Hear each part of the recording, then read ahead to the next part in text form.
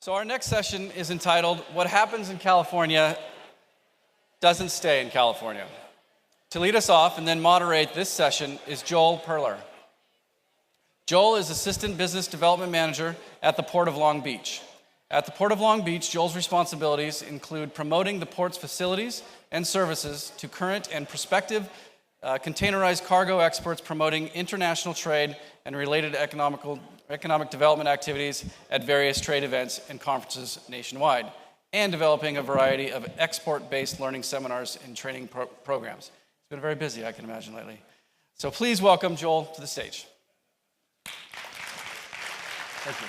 Great to meet you. Yeah, you too. All right, thank you, Ben, and thank you to the Orange County Water District for inviting me here today.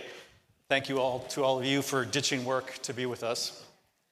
I know it's serious topics we're discussing, but I couldn't help being excited to be on stage at a Disney hotel. And I told my 7-year-old I was going to be presenting on stage at a Disney hotel, and he suggested I sing a song from Frozen. I thought, well, there's a water connection there, but maybe I won't do that. So if you indulge me, I'm just going to give you a quick commercial for the Port of Long Beach, and then we'll get into our panel discussion. The Port of Long Beach is a premier U.S. gateway for trans-Pacific trade, served by more than 140 shipping lines with connections to 217 seaports around the world.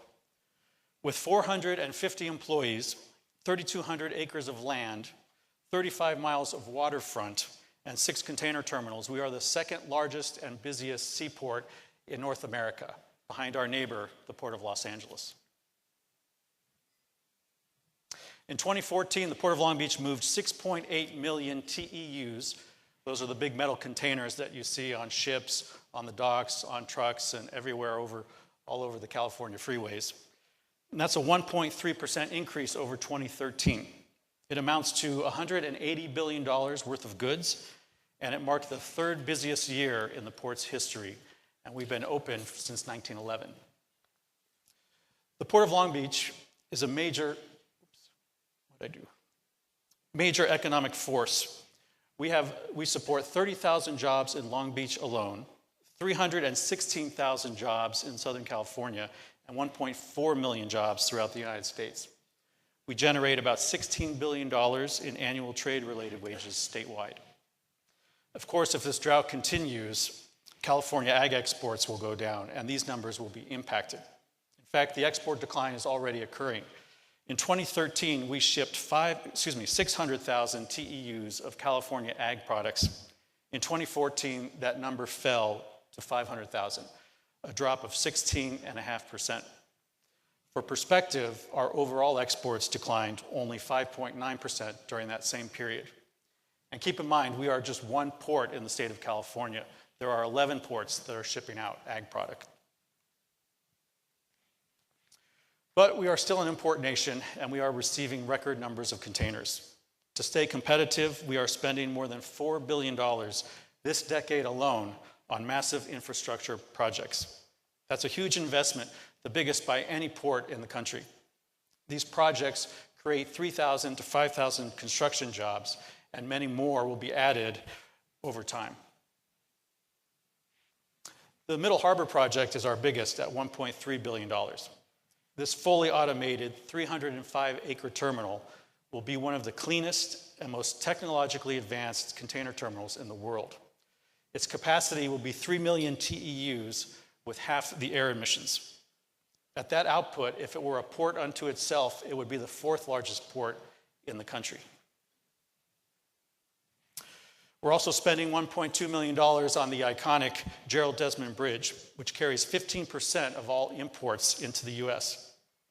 So that the bigger ships can reach our back channel, the bridge will be raised from 155 feet to 205 feet above the water. It will also be expanded from 4 to 6 lanes with an emergency lane and bike path added. That's good news for the thousands of commuters that also use this bridge every day. It'll be the largest cable-stayed bridge west of the Mississippi and will generate about 4,000 construction jobs each year until it opens in 2018. On-dock rail is huge for the Port of Long Beach and the Port of Los Angeles. We're expanding our overall on-dock rail capacity from 23% to 35% at a cost of about $1 billion. More on-dock rail means less truck and terminal congestion, improved air quality, and it increases the speed in which we move containers through the port. We are the green port. That's our tagline. And this year we are celebrating the 10th anniversary of our green port policy. This policy is our commitment to a broad range of environmental initiatives that are now integrated into every aspect of port operations. We have collaborated successfully with the Port of Los Angeles to reduce pollutions from ships, trucks, trains, and tugs. Just one example of our green initiatives is the Clean Trucks program, launched in 2008. And essentially what this is we have banned all of the pre-2007 trucks from working within the Twin Ports. As a result, since 2005, we have reduced all of the key air pollutants. Especially notable is the 82% reduction in diesel particulate emissions.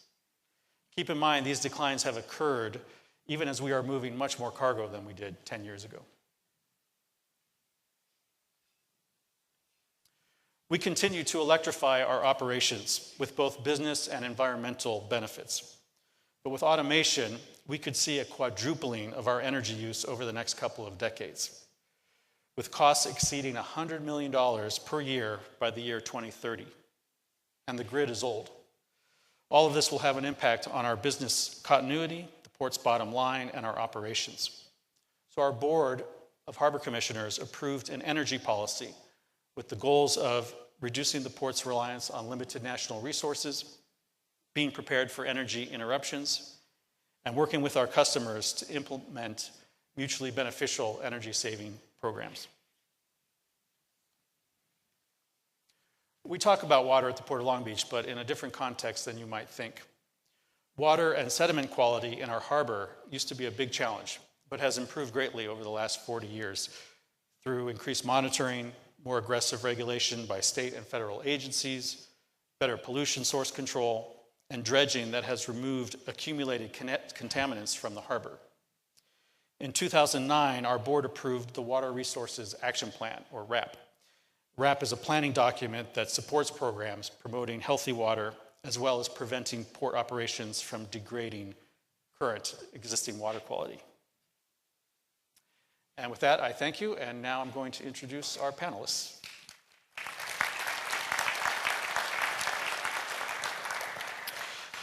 First up is Paul Parreira. Paul is a partner at RPAC, Almond Handlers and Growers. The Parreira family began farming on the west side of California's San Joaquin Valley in the late 1920s. They planted their first almonds in the 1950s. The Parreira family began hulling and shelling California almonds in 1973 and continues to be an industry leader. RPAC was founded in 1986 to provide growers with more marketing options and supply buyers around the world with the best quality almonds. Their operations include farming, hulling and shelling, processing, and exporting. 3 generations later, the family continues to make a tremendous impact on our economy. Please welcome Paul Parreira.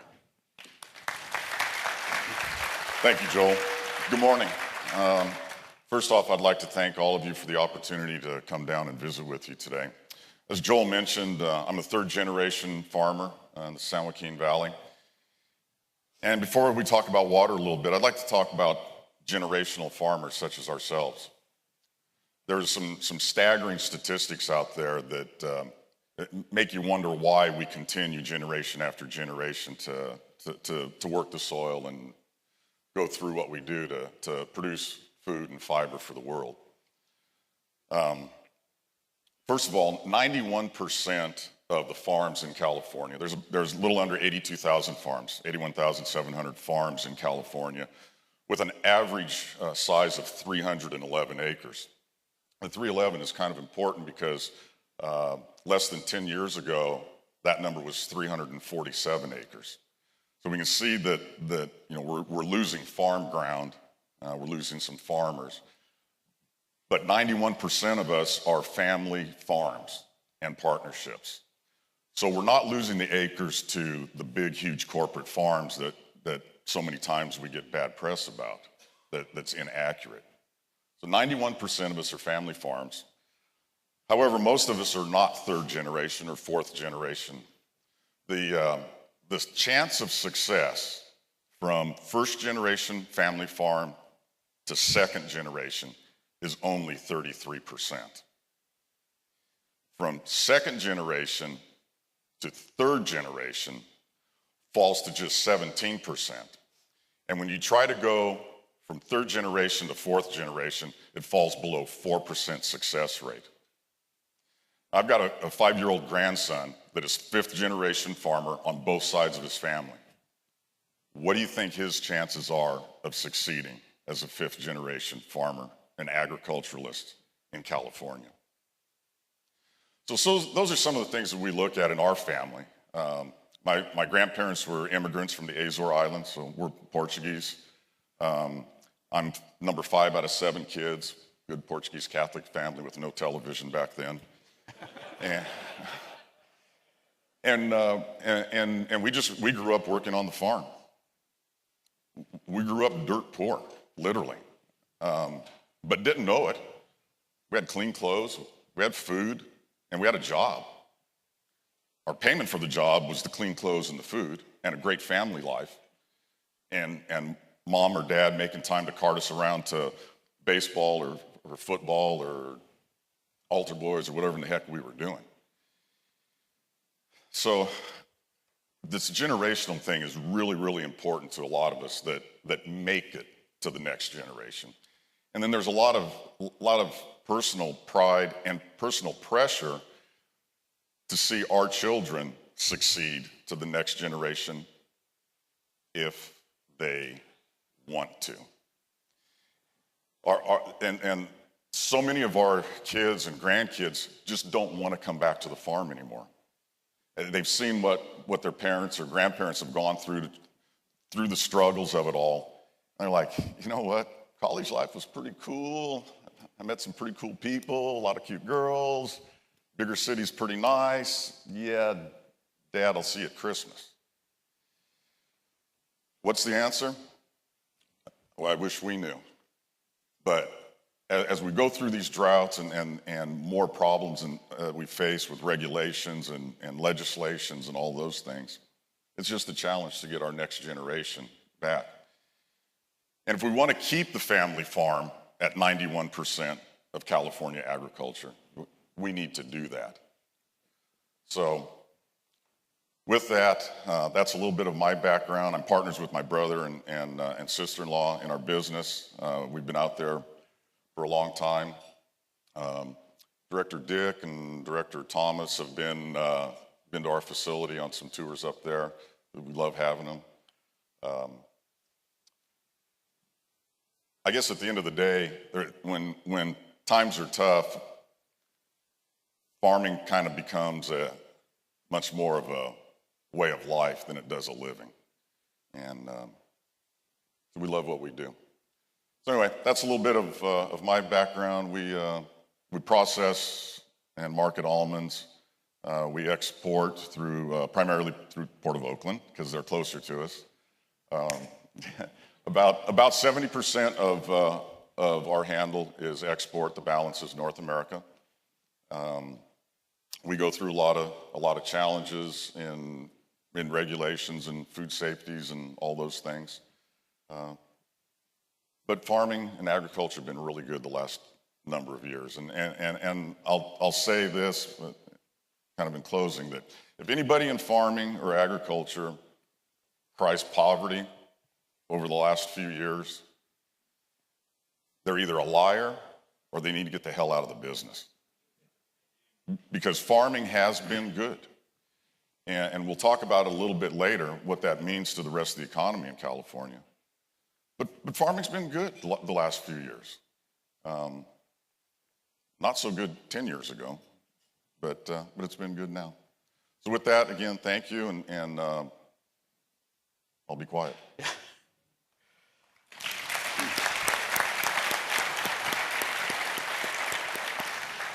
Thank you, Paul. Now I'd like to introduce John Chandler. John is a fourth-generation farmer in the Central Valley. His family has been farming in Fresno County for over 100 years. Chandler Farms grows peaches, plums, almonds, citrus, and grapes for raisins and wine. John recently returned to the family farm after leaving his job as consultant to the California Senate Committee on Agriculture. As consultant, he analyzed and negotiated amendments and briefed senators on agriculture policy issues and legislation before the committee.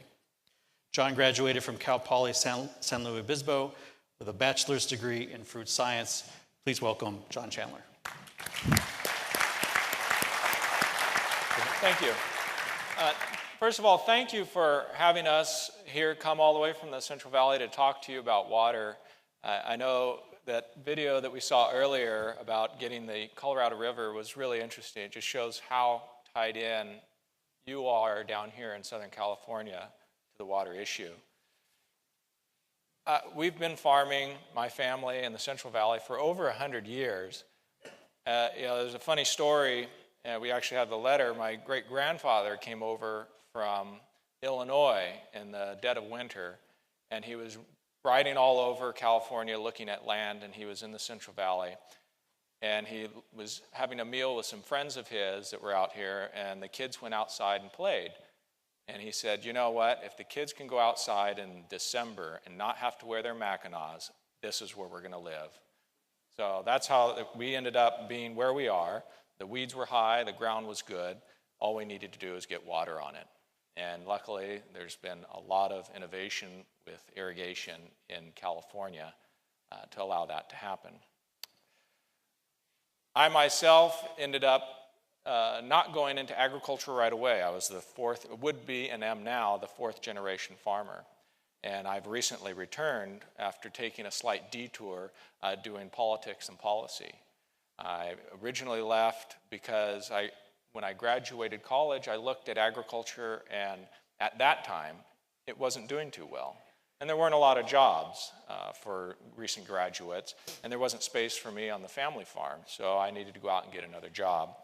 And so I traveled around doing some politics, policy, but always stayed engaged with agricultural-related issues.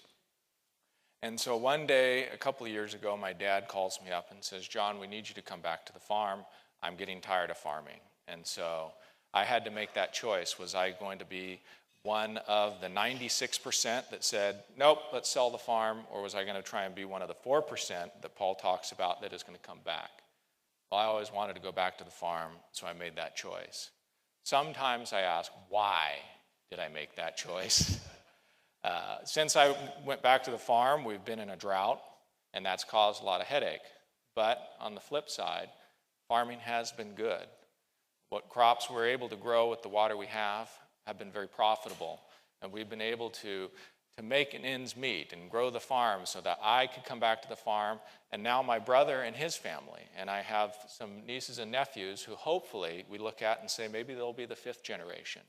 And I think that's really the goal of every farmer when they have their children. And I know for Paul, with his kids, you look at your kids even when they're just infants and you say, I hope they're going to be a farmer. It's a great life. I had a very good life growing up on the farm. We get to run around, play with the animals, go out in the fields and eat fresh fruit. As a peach farmer, there's nothing like going out into the field and grabbing a peach that's just a little bit overripe and eating it and watching all that juice squirt out and run down your cheek. It's just a magical experience, and it's worth going back for. But there's a cloud over all of that economic prosperity right now and that success in the valley, and it's this drought that is really kind of the 800-pound gorilla in the room. That every farmer, when we go out to our pumps, it used to be, we'd go out to our pumps and we'd turn them on and we knew there'd be water. But now we go out to our pumps and we turn them on and we pray that there's water. Just yesterday, I was out in one of our fields and we had well drillers and the power company, ours is PG&E, and we were looking at a pump that's starting to go dry. And once that pump goes dry, we don't have any more water for this field. And it happens to be an almond field, which is a permanent crop. And if we lose that field, it'll take us about 4 years to get it back up to just beginning to make production again. So we're really working fast to get a new well and keep water on that field. Unfortunately, with the pressures around our area, It'll take us about 6 months to get that pump into production, and maybe not even with power. We might have to supplement it. So there's that challenge.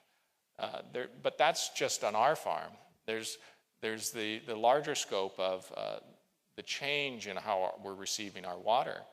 Right now, I think within California, from Redding to Bakersfield, agriculture has seen about a 70% decrease in their water allocations, surface water allocations. And so that's pretty significant. And of that, there's about 30% are receiving zero allocation. In our area, we're receiving zero allocation of surface water. We've had a historically very good water. I'm in the Kings River, which has been an isolated watershed, but we're not receiving any surface water, and that just puts us even more pressure on our groundwater. But all of that combined puts agriculture in a very tight bind. With all of our prosperity, we're looking very hard to find solutions for this water crisis. And it's coming down and having conversations like this as a state that I think we can look towards finding a solution, because while this drought is severe, I do have to have hope. As all farmers, we're gamblers. We made or broken on nature, so we have to be gamblers. So I have hope that by working as a larger state, we can punch through and find solutions. And I look forward to a vigorous question and answer period. Thank you.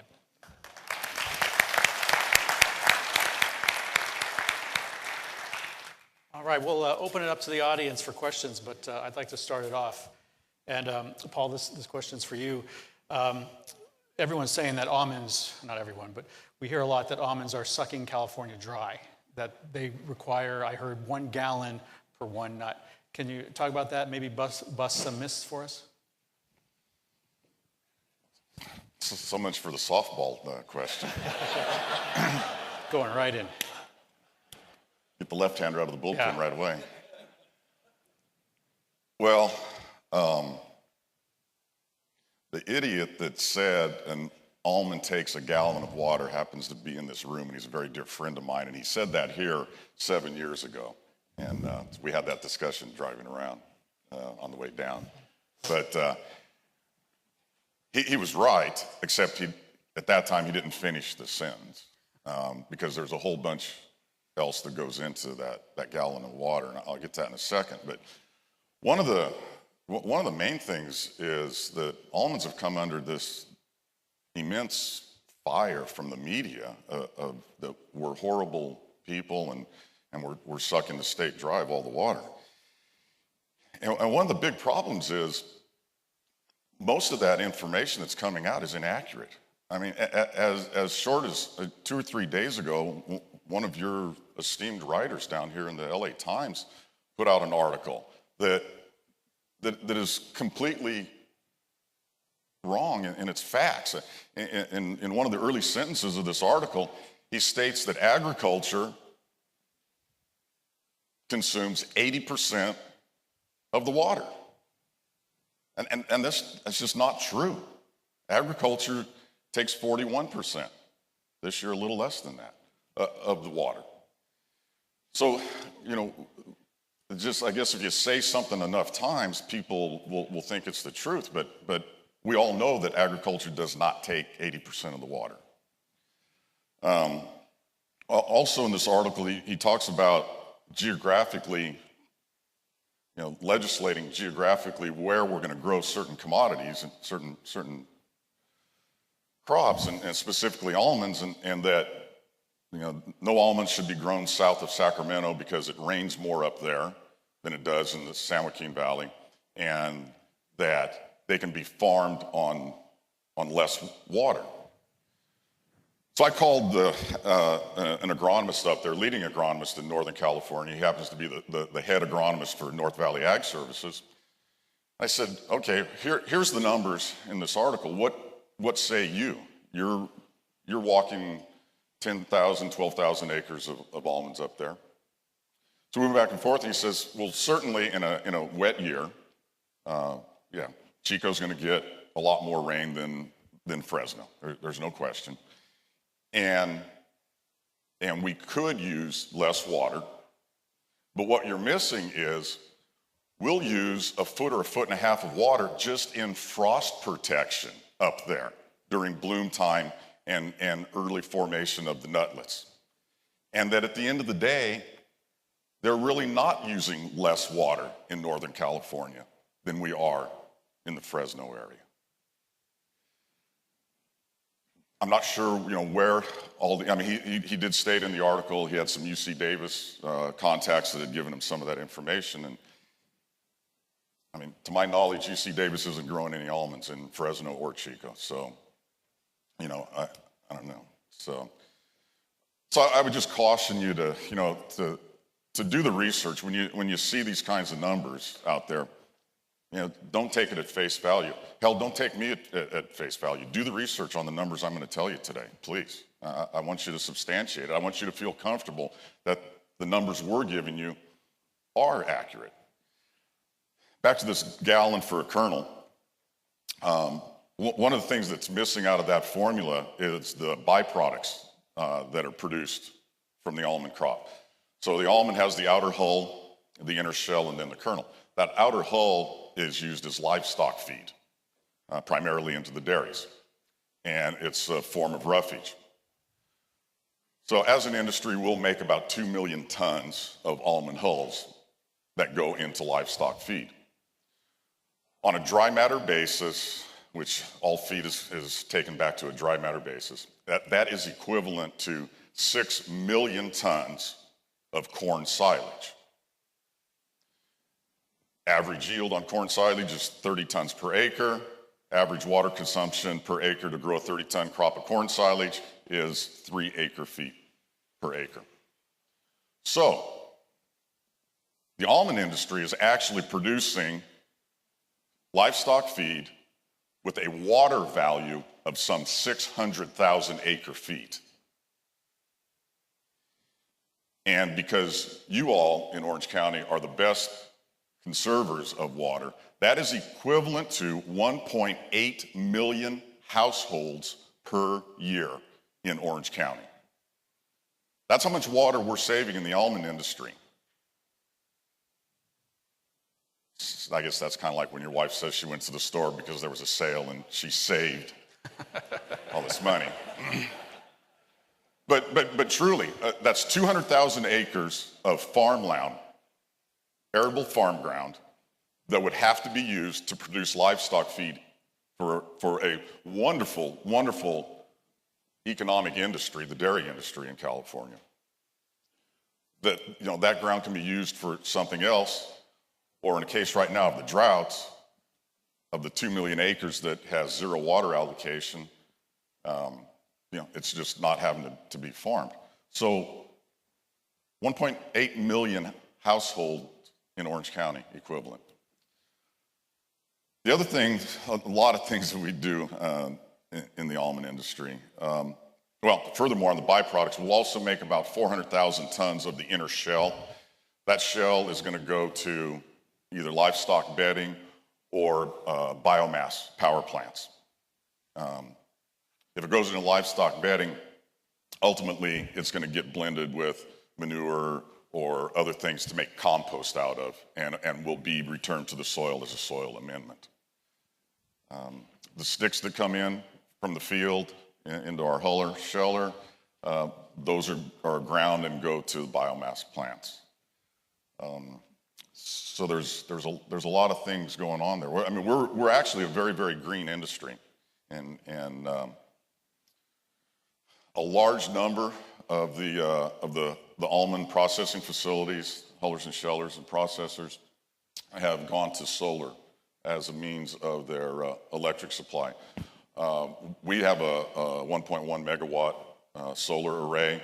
We generate over 90% of the power that we consume. Our plastic bin liners, our used ones, are baled and recycled. And it's very common in our industry. So the almond industry is actually very, very green. An almond tree will consume about 1,000 pounds of CO2 per year. So, we're cleaning up the air. And I'm not going to sit here and try to say that we don't have any kind of footprint. We're moving stuff around, we're fertilizing, we're doing all those things. What I'm trying to say is that we get a heck of a lot closer to being neutral than most any other industry out there. So we feel like we're good stewards of the land and the environment. We're about a $7 billion farm gate industry right now. Farm gate being what the farmer actually gets for the product. Depending on who you talk to, these farm gate dollars are going to turn over 7 to 8 times. An example of that would be, let's take the transportation industry. Trucking. Everybody knows about trucking. So the almond industry will have about a $250 million impact on trucking. And that's not the outlying areas. That's getting the product from the field to the sheller to the processor to Joel's port. That's getting all these byproducts, these 2 million tons of livestock feed delivered to the dairies. There's 400,000 tons of shell delivered to bedding or to the power plants. $250 million of economy into California, just in the transportation industry. Most all of the equipment used in the almond industry, and kind of nuts in general, short of the tractors. Tractors are not built here, but almost all of the implements, certainly all of the harvesting equipment, and the bulk of the processing equipment, not only is built in the U.S., but it's built right here in California. So we got all these wonderful manufacturing jobs in California to build the equipment that supports our industry. So you can see we talk about these 7 to 8 time farm gate dollars. They're really fairly easy to track. That doesn't even get down to all of the families that work with us when they go to the store to buy groceries or shoes or whatnot. So we're not that bad. We use of the 40% of the water that's generated for agriculture, almonds will consume 8% of that. However, we're farming 10% of the irrigated acres to almonds.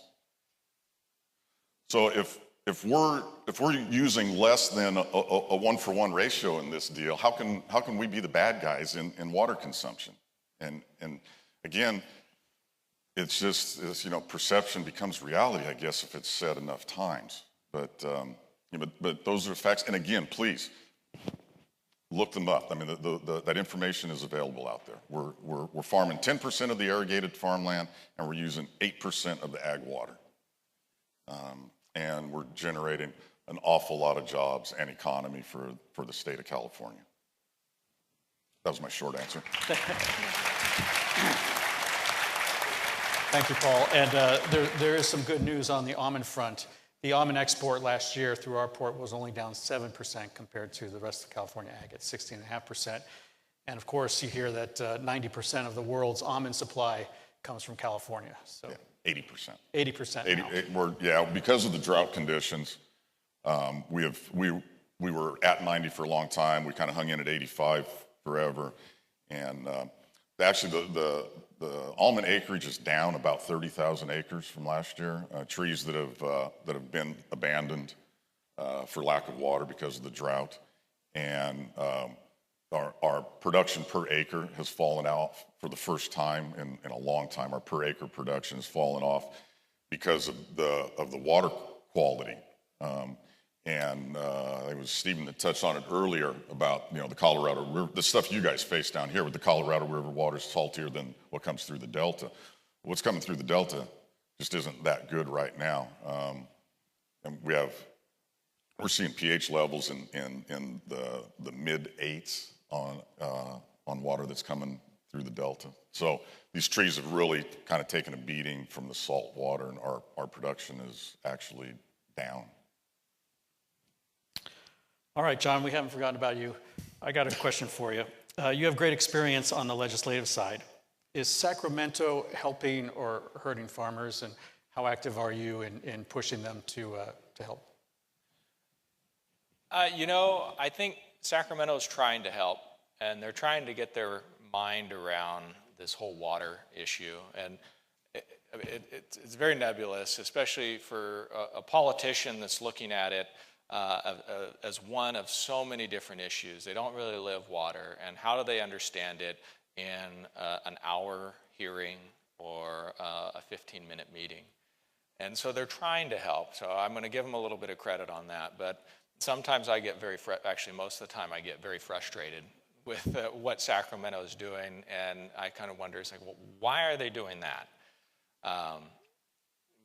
Right now there's some real competition for how you handle water and how do you address issues. One issue, there's a bill right now going through the legislature that's talking about an issue in the Delta of being able to at least look at and start understanding if maybe some of this endangered species issues is not only related to flows through the Delta, but maybe we could look at non-native fish species predation on our endangered species. And that's a bill that's going through the legislature. And for someone that's working south of the Delta, it makes perfect sense. We need to look at everything. There's more than just one nail that will build this whole water infrastructure that we're having problems with.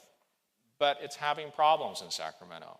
And I think that's where, for me, and I think a lot of people, that's where the frustration comes. We see it from our own perspective. We see it very clearly, and we can't understand, well, why are they even debating this? This should be a no-brainer. If we want to find a solution, we need to look at everything.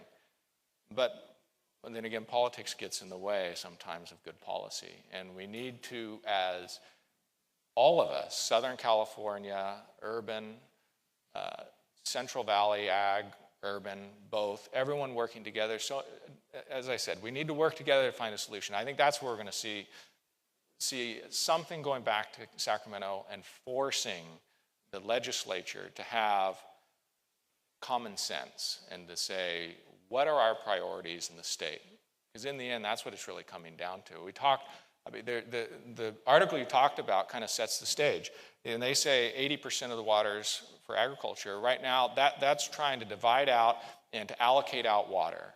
And it's setting priorities. So what are our priorities in this state? Right now, our priorities in this state, as Paul mentioned, are 40% agriculture, I think 10% urban, and 50% environmental.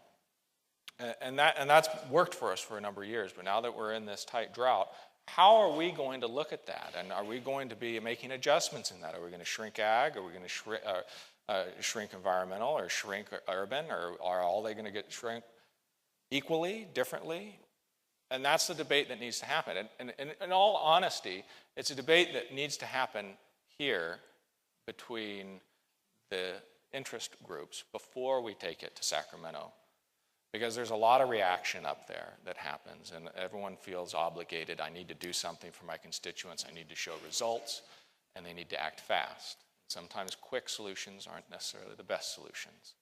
So how do we have a good conversation? And articles that go out and put inflammatory statements to agriculture that say we need to tell you how to grow, what to grow, when to grow, in a very commanding way is not pushing forward a discussion. As a matter of fact, I look at those as, if you go to a rodeo, there's always, the guy gets on the horse and he rides the bucking bronco, and when he falls off the bucking bronco, or the bull, I'm sorry, when he falls off the bull, they need something to distract the bull, because the bull's ready to go after the cowboy. And so you send out the rodeo clown, and the rodeo clown goes out and he distracts the bull, and the guys come out and they save the cowboy. Well, when you see articles like that, I look at them as rodeo clowns. They're out there distracting us from finding the true solutions that exist. And we're not going to find them by just entrenching ourselves in agriculture, entrenching ourselves in Delta only, or north of Delta, south of Delta, over Tehachapi. It doesn't work that way.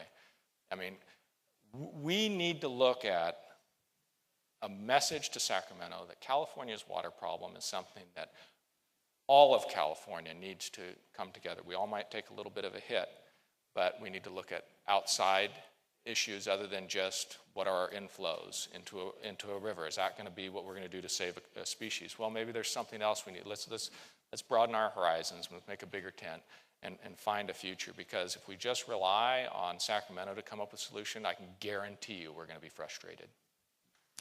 Thank you. I'm going to follow up really quickly on one of the things that John pointed out. Collaboration, although he didn't use that term, where we all need to be working together. Just a couple of days ago, some water districts up in the valley that, quite frankly, literally had sued each other previously, have gotten together, and they put together 60,000 acre feet to move over to the east side of the valley where John farms, to help replenish groundwater for domestic wells and for cities over on the east side where their city water wells have failed. And so to John's point about, we need to find solutions. I think it's just a very admirable that group of water districts, and I'm not sure, I just barely got any of the information on the drive down, but I think there were 6 or 7 agencies involved in it that collaborated, that got together for the benefit of another. And I think that's kind of landmark. I mean,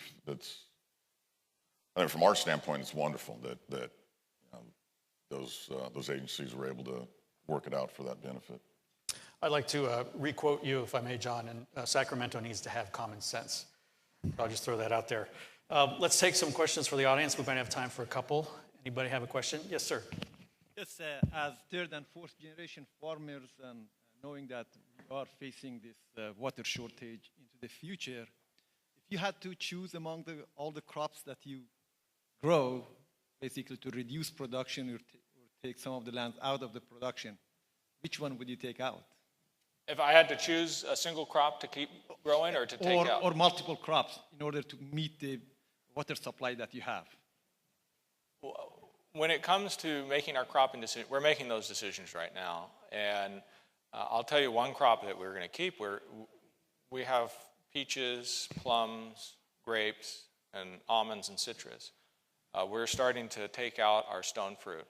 Some of my favorite crops, but the economics aren't there. We will keep our almonds because they're one of the few crops that can afford the more expensive water. So it's ironic that people talk about almonds as being this bad crop, but in reality, farming is economics. I mean, we got to make a living as a farmer. I mean, I love the lifestyle, but I can't do it on nothing. I can't eat air. So I gotta look at the crops as economics, and almonds, citrus are very good economic models for us to make money on, and that's kind of the direction we're going. Regrettably, we're not producing as much stone fruit, because that's my favorite, but it's reality. Yeah, I think when you talk about cropping plans, we also grow tomatoes, processed tomatoes, and we've got 20% of that ranch fallowed this year for lack of water. But the decision on these permanent crops, obviously are made well in advance and they're long term. So, as John says, I mean, it's economics. I mean, farming without economic incentive is called gardening. So.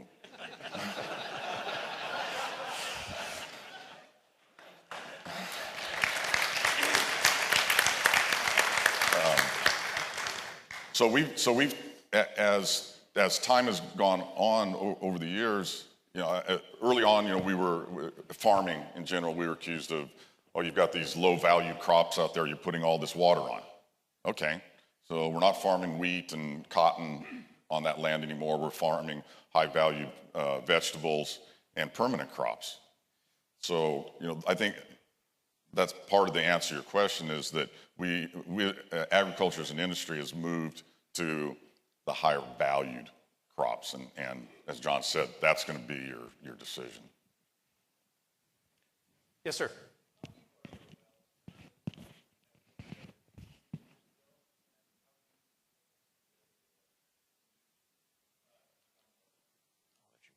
We don't have a lot of wells where we're at. We had one that failed last August, and there's been so much demand on well driller, or not driller, but pump companies and all that. I'm praying that when I get home tonight, the electricity is back on that. That's since last August to get that one well, and it was, and we had to go down an additional 40 feet on it. 160 feet. So what we as a business decision we've made on our wells, we have a total of 3 wells that help service the row crop operation. We have decided to be good stewards of the land and not drill through the Corcoran layer. So all of our wells are above that layer. I'm going to get off the subject, but I mean, obviously poking holes in the ground is not a long-term solution to what we're doing. However, we all have to survive. So we're doing what we have to now. Where we are, we're a little bit different. We farm a little bit sandier soil. We don't necessarily have the issue that Paul's side of the valley has of subsidence. So our water table was pretty historically around 40 feet. And since the drought came on and we stopped getting our surface water, we've been dropping about 10 feet each year. The well that I talked about in my introduction, that well was at 100 feet. And surprisingly, over the last 2 years, we dropped 20 feet since we had it tested about 6 months ago and had dropped 20 feet. So that's where we're having to replace it. New wells that we're drilling, we're going down 200 to 250 feet. Some parts of the Central Valley, we have some property that we don't farm but lease out. They have wells that they're going down over 1,000 feet to 2,000 feet to get water. And that water is not very good water. It has to be blended in order for it to even be suitable for the crops. The important thing to look at is, as I talked about finding solutions, working with our local irrigation districts and working with irrigation districts throughout our watersheds, this drought has forced us to look at recharge in a whole new and more aggressive light. And as such, we're having conversations as growers with our water districts that those of us that still have some flood irrigation ability, that we are being prepared and negotiating that when we do have a flood and event, hopefully, that we will be able to take the excess water and spread it out onto our farms using those older systems and to help the system take on more water as a recharge ability, as well as any other recharge basins that the district's already putting in. So that's building that collaborative effort of the growers and the districts working together to find solutions to fix our problems. Because Paul's right, we know it's not sustainable to keep pumping at the rate we are, but we have no choice. Ma'am, you have a question? Thank you. I visited both of your establishments, a fascinating tour.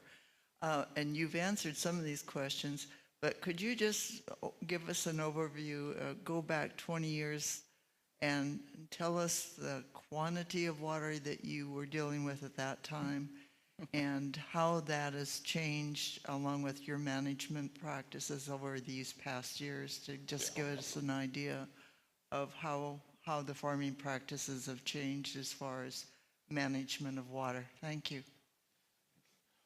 Well, I'd like to go back 40 years to start with.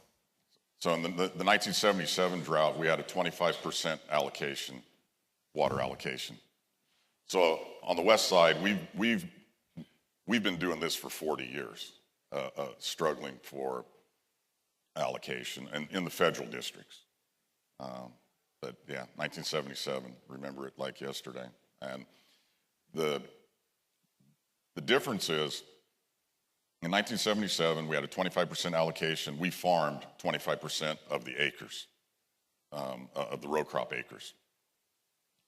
If we had 25% allocation last year or this year, because we had 0 last year, 0 this year, if we had 25% allocation right now, we'd probably be farming 50% of the land, easily, maybe 60% of it. So just through, like on our tomatoes, we're growing 60 tons per acre tomatoes with, 28 inches of water. 20 years ago, they were growing 28 ton, maybe average, maybe 30 at the most, with 48 inches of water. So, yeah, we're doing a lot more with a heck of a lot less. And for 25% allocation, we'd be doing cartwheels, that's for sure. But technology, I'll let John talk to some of that. Technology advances. We all use consultants, water consultants, agronomists, all of that. Buried tape on the row crops, drip lines on permanent crops, all of those things. So technology advances have been substantial. Israel did us a real favor when they helped introduce us into drip irrigation as something on a commercial level. And that's really saved a lot of water for agriculture by giving us that idea of hyper-accurate water allocation to each plant. When I was younger, my dad, he used mostly for irrigation.